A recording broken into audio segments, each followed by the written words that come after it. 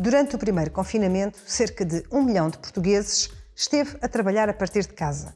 O número baixou para cerca de 600 mil no final de 2020, mas o que podemos ter por certo é que algumas coisas no mundo do trabalho não voltarão a ser as mesmas. Olá e sejam bem-vindos ao The Next Big Idea. De que forma é que o teletrabalho e o trabalho remoto, obrigatórios em vários setores no último ano, vão mudar a forma de trabalhar quando a pandemia chegar ao fim? O regresso ao trabalho pós-pandemia será num mundo diferente. E foi sobre isso que falámos com José Paiva, cofundador da Landing Jobs, startup lançada em 2015 e que é, ela própria, uma espécie de laboratório das novas formas de trabalhar.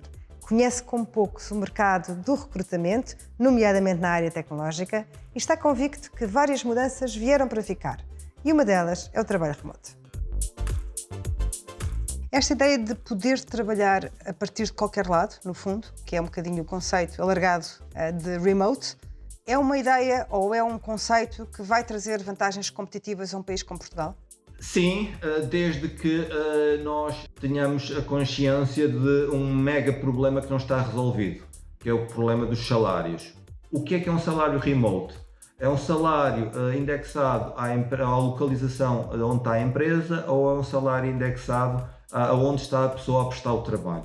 E é um tema que ainda não tem solução à vista. Eu defendo que iremos evoluir para ter nitidamente dois salários cada vez mais presentes, o salário local e o salário remote. O salário local será sempre indexado às oportunidades locais que existem, o salário remote será sempre indexado às oportunidades em remote, trazendo para aqui uma realidade nova que até há pouco tempo ninguém debatia, que é a time zone. Ou seja, as empresas que não querem mudar muito, que querem manter a sua forma quase tradicional de trabalhar, estão disponíveis e estão a avaliar contratar pessoas remote, mas que estejam numa time zone entre, diria, menos 3 a mais 3 horas, para não afetar a sua forma de trabalhar na sede. Isto não se vai resolver enquanto não funcionar o mercado de trabalho, ou seja, isto vai subir, mas vai causar um problema tremendo a Portugal, que é como é que as empresas portuguesas vão competir por talento mais qualificado, que vai procurar oportunidades internacionais em modo remote, mas que pagam mais. Ou seja, os salários em Portugal vão nitidamente sofrer aumentos causados indiretamente pelo trabalho remote. O que é que mudou no recrutamento e nomeadamente no recrutamento na área que melhor conhece, que é a área tecnológica?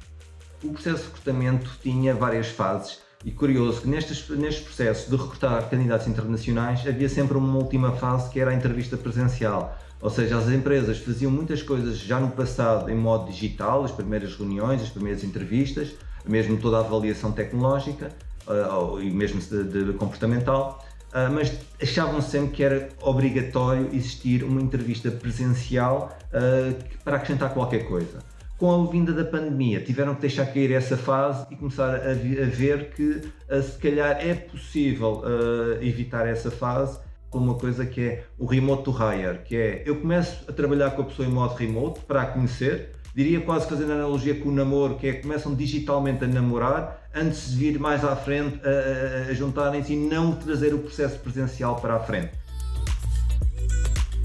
Estas realidades que estamos a falar, nomeadamente do trabalho remoto, isto veio neste último ano acentuar uma clivagem no mundo do trabalho entre dois grupos de pessoas, as pessoas que realmente, por trabalharem em mercados, em profissões digitais, podem ter essa liberdade de escolha e as pessoas que não podem ter essa liberdade de escolha.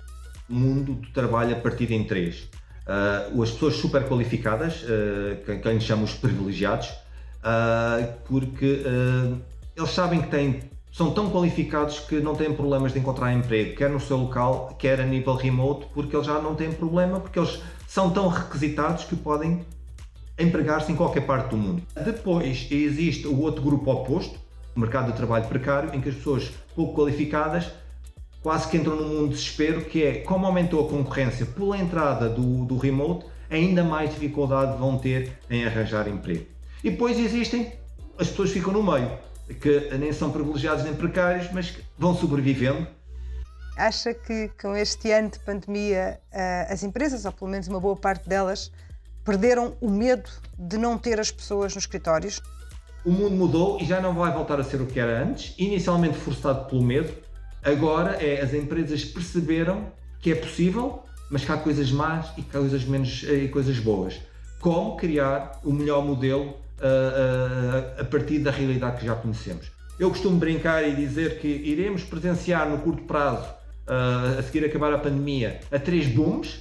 O marriage boom, pessoas que não se casaram, que estão à espera de acabar a pandemia para se casarem. Pessoas que não tiveram filhos, estão à espera da pandemia para ter filhos.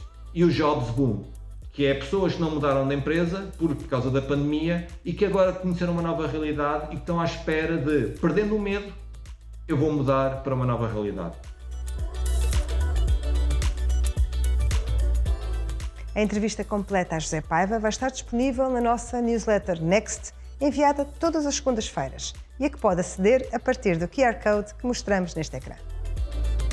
Espaços de trabalho descontraídos, salas de estar comuns que promovem conversas e encontros entre pessoas e negócios, vários eventos por semana, são conceitos que a pandemia colocou em pausa. Mas para Miguel Rodrigues, promotor do LACS, fazem cada vez mais parte do futuro do trabalho.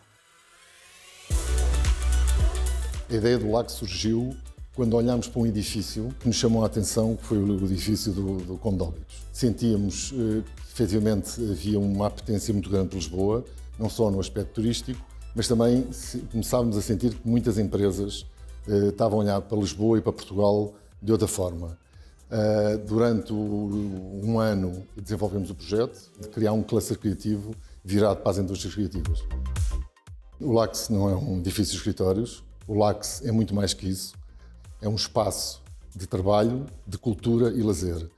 É um espaço não só aberto aos nossos membros, mas aberto à sociedade. Daí nós termos espaços de restauração, rooftops, galerias de arte, em que constantemente fazemos tudo para que a comunidade entre dentro do LACS e possa beber da nossa criatividade e das nossas empresas para poder desenvolver novos projetos. O que me marcou mais e para mim foi chocante foi olhar para os edifícios que no dia 13 de março estavam 100% ocupados e ver os edifícios 100% vazios. Nós rapidamente, quando sentimos o primeiro confinamento, desenvolvemos novos produtos para ir de encontro às necessidades das empresas. Nomeadamente o Quick Office, foi um produto que foi criado logo no início da pandemia, em que deu a flexibilidade às empresas de poderem vir para o LACS, não sejam membros, pudessem vir para o LACS por uma hora, por uma manhã, por um dia, por uma semana. Daí eu não achar que o negócio dos espaços de trabalho vai alterar por si só, mas o conceito da flexibilidade é que vai ser o fundamental da diferença de tudo o que vai acontecer daqui para a frente.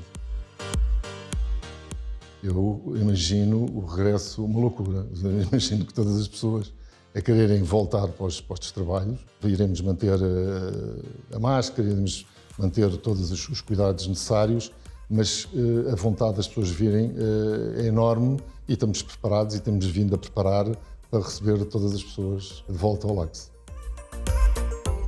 Na newsletter desta semana, o tema em destaque são os Non-Fungible Tokens, mais conhecidos por NFTs. Imagine que era dono de uma carta de Pokémon, ou de uma obra de arte, ou mesmo de uma jogada da estrela da NBA, LeBron James. Pode parecer estranho, mas é isso que está a acontecer com os NFTs, ativos digitais que representam produtos colecionáveis e que servem para facilitar a venda aos seus criadores ou vendedores originais. Para variar, as plataformas onde se negociam também recorrem à tecnologia blockchain e em 2021 estima-se que o mercado ultrapasse os $1.000 milhões. O meu nome é Ruth Sousa Vasco. Obrigada por terem estado desse lado. Fiquem bem, em segurança e vemo-nos para a semana.